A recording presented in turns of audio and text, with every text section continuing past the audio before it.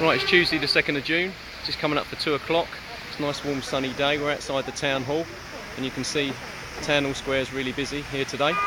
Now, what people don't maybe not realise is that the Leicester Policing Pledge is about ensuring your neighbourhood policing team and other police patrols are visible and on your patch at times when they will be most effective, and you can tell us what you need. So, in response to that, we've actually got the big van here today sharing information. We've got victim support as well.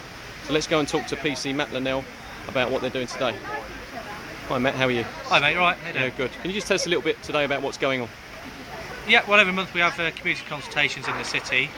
This is one way of us doing it with the beat bus, getting out there, meeting the community, getting them to tell us what their priorities are when they come into the city, whether or not they think we're policing it in a way that they want us to police it, i.e. looking at certain issues that they might have issues with that we probably don't know about.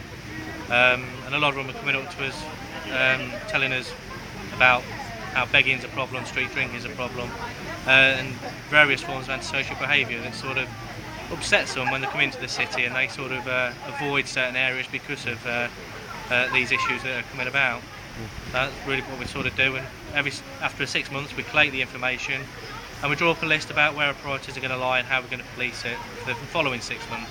And then we can keep the momentum going by having these regular meetings and establishing more issues or to develop certain ways of more effective policing. Okay, now a lot of people that look at Citizens Eye will know that we've had the Policing Pledge on there, and we cover various events that you do, and with Shane O'Neill up in Spinney Hills and stuff, and we've got our young journalists of the two Young People's News Agency, and we're looking to take them out on sort of beat walks and take them out in the cars and to sit in on a sort of a drugs raid planning session, if you like. So they become a little bit more aware, because I think a lot of the public's perceptions are based on misconceptions about what goes on and what people do.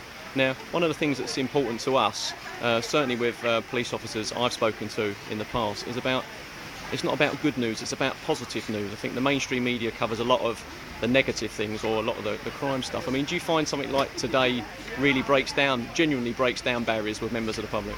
Certainly does, because some of the members of the public, it's the first time they ever come across a police officer. And they only ever see, like you mentioned, the police officers in the press. They can either see the negative side of it, but this is a really good way of seeing the positive side of it, that we are accessible to them. We are out and about more than ever before, and we're given the opportunity to be out and about ever before, and talking to them and approaching them, and they really like it. As well as talking about issues that they have in the town, they also talk about things that are happening in their own neighbourhood. And obviously we can offer them proper advice on how to deal with certain things in that respect. So yeah, it's very positive that they're out, that they see us out and about in this capacity. Do you find a lot of people approach you about sort of careers in the police service or as a community support officer? They certainly do. No different to any other day when you get random members of the public asking how to join and what the process is, but more often than not when we've got this, because it's sort of people have the assumption that we are recruiting, but we've got the relevant information if they want the advice, etc. Okay, the last time we caught up with you was we came to see you in Phoenix at the top there in the cafe. You were doing one of your consultation events. Can you tell us when's the next one? The next one's going to be in the museum on June the 16th? 17th, and that's at New Walk Museum on the New Walk. Okay. And that's going to be with your 19 beat officers like Mark Stinson, Matt Burton, and a few CSOs there. So they'll be gathered around there to obviously do the same as what we're doing, really, have the consultations around that neighbourhood. Well, that's brilliant. Thanks very much for taking the time. Thank you. Cheers.